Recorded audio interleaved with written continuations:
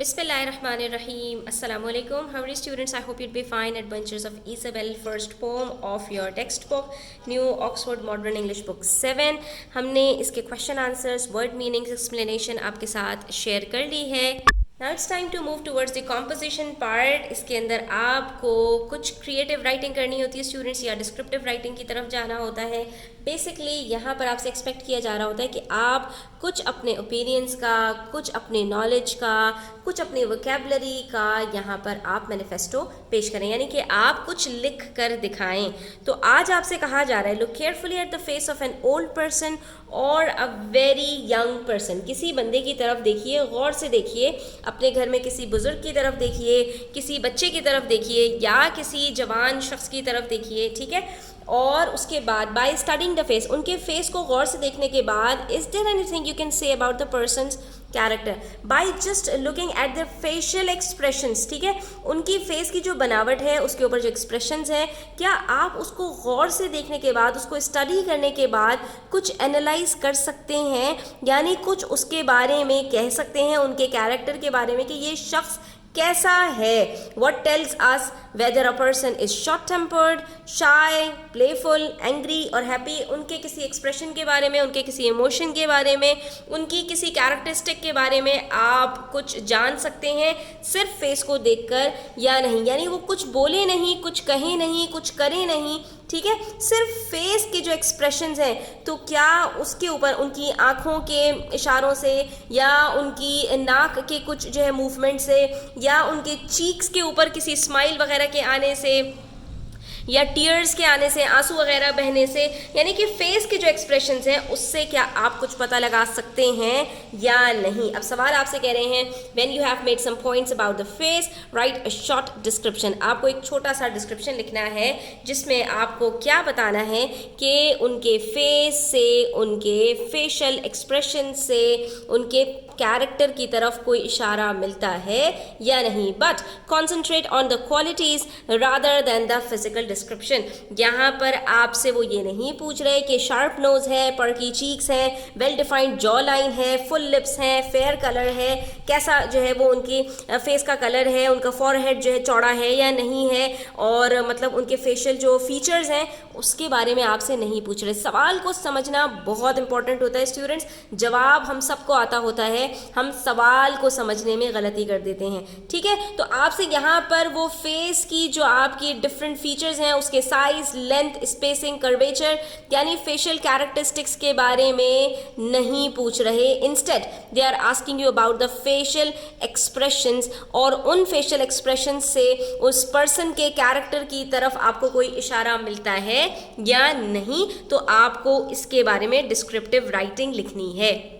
और अभी कुछ अर्लियर वीडियोस के अंदर मैंने आपको डिटेल के साथ बताया था कि भाई नैरेटिव राइटिंग और डिस्क्रिप्टिव राइटिंग में क्या फ़र्क होता है. डिस्क्रिप्टिव राइटिंग के अंदर गोया कि आप जिस चीज़ के बारे में डिस्क्रिप्शन लिख रहे हैं उसको अपने सामने देख रहे हो. ठीक है. यानी कि पूरी पिक्चर आपके सामने आ जाए डिस्क्रिप्टिव राइटिंग को पढ़कर. तो बेसिकली हमने लिखना है बायोग्राफिकल स्केच, और इसको हम स्टार्ट कर रहे हैं एक जो है वो एक्सप्रेशन के साथ. ठीक है. कोटेशन के साथ, कि अक्सर आपने सुना होगा कि आंखें बोलती हैं या चेहरा बोलता है, और हमें इसी को पूरा डिस्क्राइब करना है कि जी हाँ, हम आंखों को देखकर, इंसान के फेशियल एक्सप्रेशंस को देखकर, उसके चेहरे को देखकर बता सकते हैं कि इस वक्त वो खुश है, नाराज है, गुस्से में है, अफसरदा है, तकलीफ में है, दर्द हो रहा है.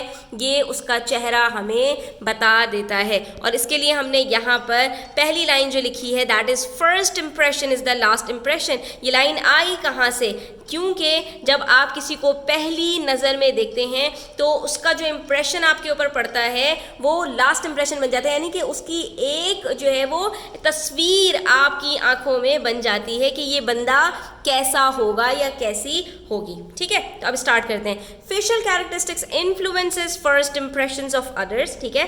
चेहरे को देखकर एक खाका हम अपने तस्वुर में बना लेते हैं, which influences our expectations and behaviour, जिससे हम दिल ही दिल में सोच लेते हैं कि ये बंदा कैसा होगा, अच्छा होगा, बुरा होगा, ठीक है, ये बंदा फ्रेंडली होगा या रूड होगा, ये बंदा ड्राई होगा या जो है ये बहुत ही टॉकेटिव होगा। हम एक खाका अपने जहन में बना लेते हैं जिससे विच इन टर्न इन्फ्लुएंसेस कैरेक्टर, और जिससे हम उसकी एक पिक्चर कि ये बंदा ओवरऑल कैरेक्टर इसका कैसा होगा ये हम उससे अंदाज़ा लगा लेते हैं। Studies have shown some fascinating truths about human personality traits by analysing the face shape. कभी कभी जो है वो इंसान का जो चेहरा होता है उसकी जो शेप होती है, ठीक है, ऑल्दो हमसे इन्होंने यहाँ पर शेप के बारे में नहीं पूछा था, लेकिन हम यहाँ पर जो स्टडीज़ हैं उससे यहाँ पर रिलेट करके बता देते हैं कि शेप से भी कहा जाता है कि कुछ फैसिनेटिंग ट्रूथ्स, कुछ बड़े ही मज़ेदार से अजीब व गरीब हक़ाइक़ हमारे सामने आते हैं जो एक बंदे की पर्सनालिटी के क्वालिटीज़ जो होती हैं, उसकी कैरेक्टरिस्टिक्स होती हैं, उसको डिफाइन कर रहे होते हैं। कैसे? The ratio of facial length to facial width indicates the level of confidence a person possesses. तो कभी कभी क्या होता है कि आपके जो फेस की लेंथ है और जो फेस की विड्थ है, इसका जो आपस में रेशियो है कि क्या ये 50-50 है, यानी कि ये दोनों बराबर हैं, ठीक है, या आपकी जो लेंथ है वो ज़्यादा है विड्थ से, या आपकी जो विड्थ है वो ज़्यादा है आपकी लेंथ से। तो ये जो आपका रेशियो होता है ना, इससे बताया जा सकता है कि आपके अंदर कितना कॉन्फिडेंस होगा, आप कितने पुरएतमाद होंगे। कहा जाता है कि जिनका फेस लंबा होता है वो बड़े कॉन्फिडेंट लोग होते हैं, और जिनका फेस गोल होता है वो जो है थोड़े से शाय होते हैं। मतलब डिफरेंट बातें कही जाती हैं फेस के शेप को लेकर। Our eyes can also reveal our level of confidence. आंखें तो परफेक्ट बात है, सब मानते हैं इस बात को कि आंखें बोलती हैं। आंखों के जो आपके इशारे होते हैं और आंखों के अंदर जो आपकी वाइडनेस होती है, ठीक है, आपके देखने का जो अंदाज होता है, उससे अंदाज़ा लगाया जा सकता है कि इस वक्त आप क्या फील कर रहे हैं। तो आपकी आंखें बताती हैं आपके लेवल ऑफ कॉन्फिडेंस के बारे में, असर्टिवनेस के बारे में कि आप कितना पुरएतमाद हैं, even our level of honesty, और आप कितने सच्चे हैं ये भी आपकी आंखें बता रही होती हैं। आप सच बोल रहे हैं या झूठ बोल रहे हैं ये हम आपकी आंखों को देखकर बता सकते हैं। People who maintain direct eye contact are often perceived as more confident and trustworthy, while avoiding eye contact may be interpreted as a sign of shyness, anxiety or even deceit। तो ये बात भी तय है कि अगर आप आंखों में आंखें डालकर बात कर रहे हैं तो इसका मतलब है आप सच भी बोल रहे हैं और आप जो है वो आपके अंदर एतमाद भी है, ठीक है। लेकिन बच्चों कभी कभी हम धोखा भी खा जाते हैं, क्योंकि कुछ लोग ऐसे होते हैं जो बहुत ही एतमाद के साथ झूठ बोलना भी जानते हैं, ठीक है। तो बहरहाल यहाँ पर ये जो है वो हमारा परसेप्शन भी हो सकता है और हो सकता है हम सामने वाले से धोखा खा जाएं, तो हम जो है वो कभी कभी आंखें जो है वो धोखा भी दे जाती हैं।